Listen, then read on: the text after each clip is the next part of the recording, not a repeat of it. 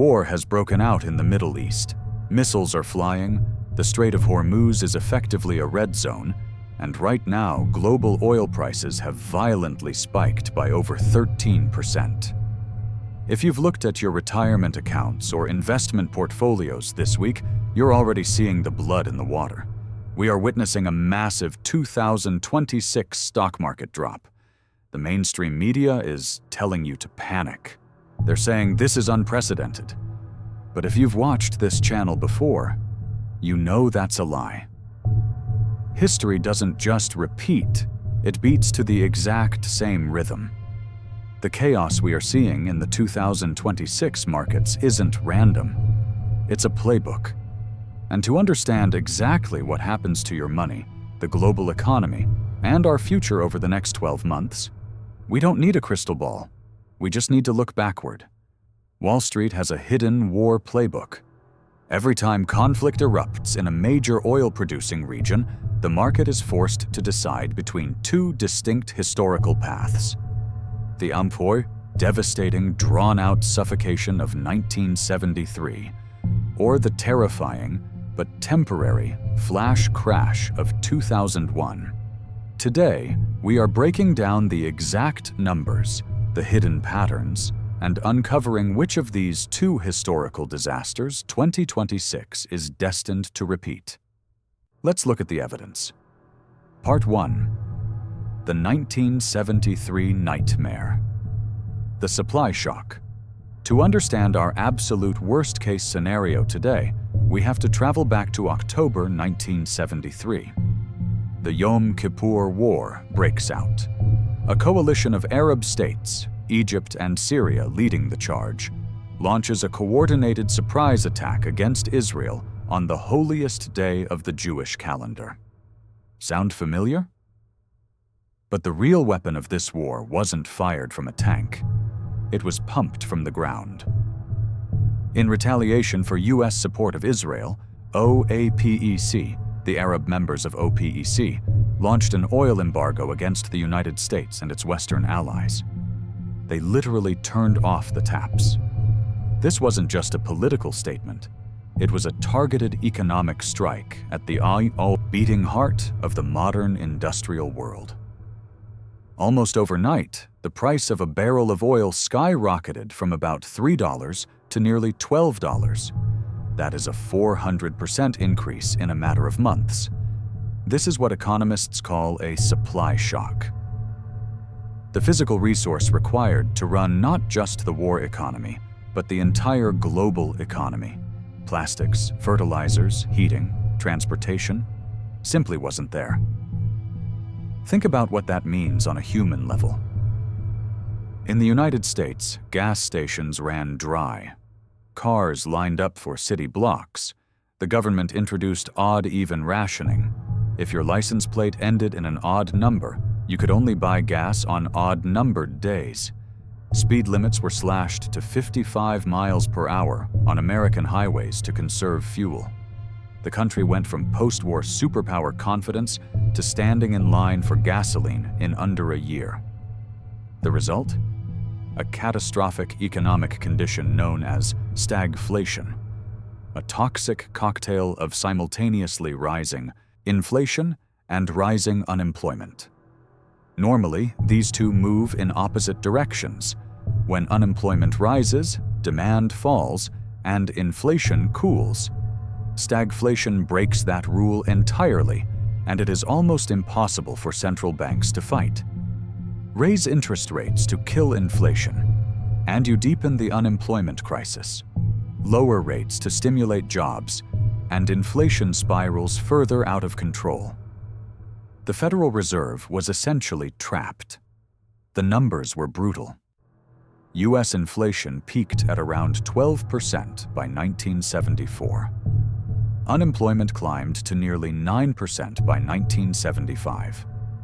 The Dow Jones Industrial Average lost almost 45% of its value between January 1973 and December 1974. This wasn't a quick dip. This was a grinding, grueling, 2-year bear market that wiped out the savings of an entire generation of Americans, who had just begun to trust the stock market after decades of post-apocalyptic prosperity, and the ripple effects went global. The UK, Germany, Japan, every industrialized nation dependent on Middle Eastern oil felt the same chokehold. Japan, which imported nearly 80% of its oil from the Arab states, was particularly devastated. It triggered a fundamental rethinking of energy policy across the Western world. The Carter administration would later install solar panels on the White House. OPEC had, in the span of a few months, proven that oil was the single most powerful geopolitical weapon on the planet. Why does this matter right now in 2026? Because the US and Israeli strikes on Iranian infrastructure are threatening the exact same geopolitical choke point. The Strait of Hormuz, a narrow shipping corridor between Iran and Oman, is the passage through which approximately 20% of the world's oil supply flows every single day. Saudi Arabia, Iraq, Kuwait. The UAE. All of their exports pass through that strait. If the Strait of Hormuz is compromised, or if Iranian oil infrastructure is significantly taken offline, we aren't just dealing with fear. We are dealing with a mathematical shortage of energy. If the 2026 escalation becomes a true supply shock, history warns us that this market crash is just getting started, and a brutal wave of stagflation 2026 is not just possible, it is inevitable. Part 2. The 2001 Recovery. The confidence shock. But there is a second path, a scenario where the initial panic is completely detached from the long-term economic reality.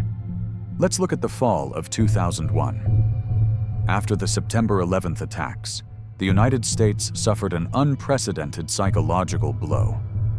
Nearly 3,000 people were killed on American soil. Two of the world's most iconic buildings were destroyed. The Pentagon was struck. And for 4 trading days, something happened that hadn't occurred since the Great Depression. The New York Stock Exchange went dark.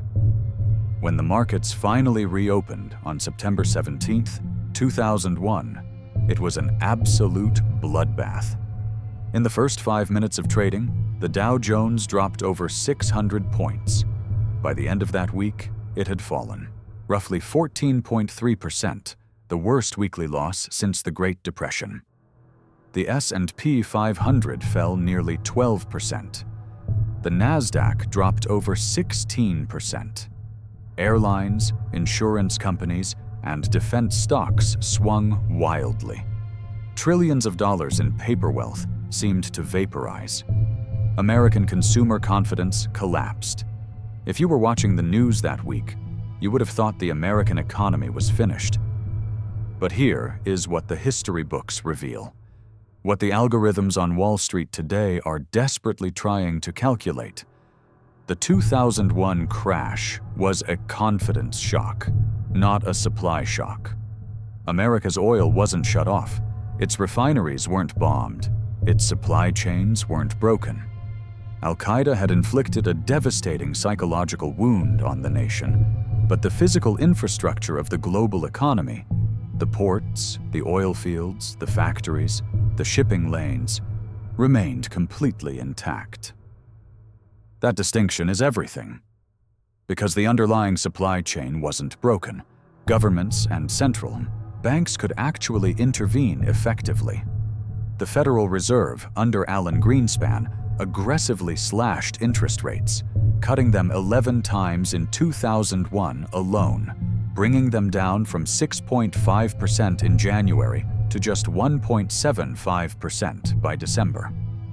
The federal government launched a massive stimulus response, including billions in aid to affected industries. Consumer spending, after a brief dip, began to recover. The result was remarkable. While the recession of 2001 was real, it was historically mild. GDP contraction was modest. Unemployment peaked at around 6.3%. Painful, but nowhere near the devastation of 1974 to 75. And the stock market, despite all the fear and fury of that September, had largely reclaimed its losses within about a year. By late 2002, the market was dealing with the entirely separate dot-com bust and Enron scandal. But the war-driven crash of September 2001 itself proved to be exactly what the historical pattern predicted. A terrifying but temporary, confidence-driven flash crash. Part 3. The diagnosis. Which path is 2026 on? So here we are in March 2026. The missiles have launched, the markets have dropped. Which historical rhythm are we beating to? Are we facing the prolonged devastation of 1973?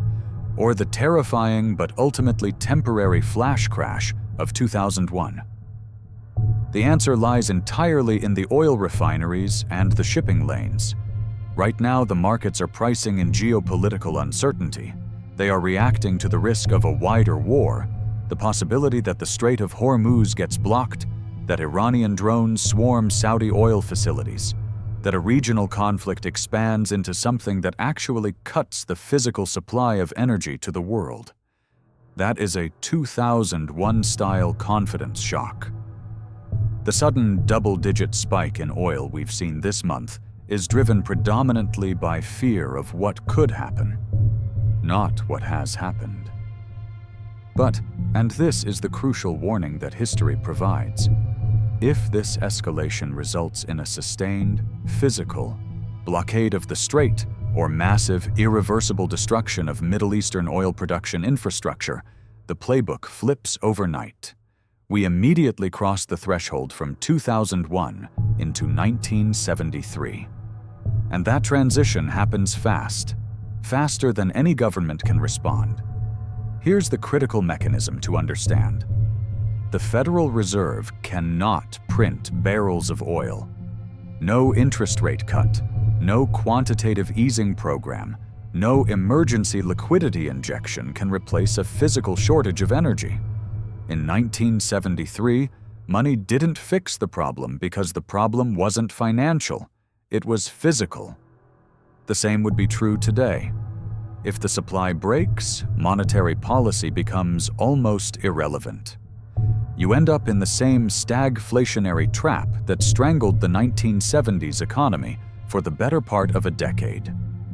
There is one additional wrinkle in 2026 that didn't exist in either 1973 or 2001. The United States is no longer the same kind of oil importer it used to be. The shale revolution transformed America into one of the world's largest oil producers.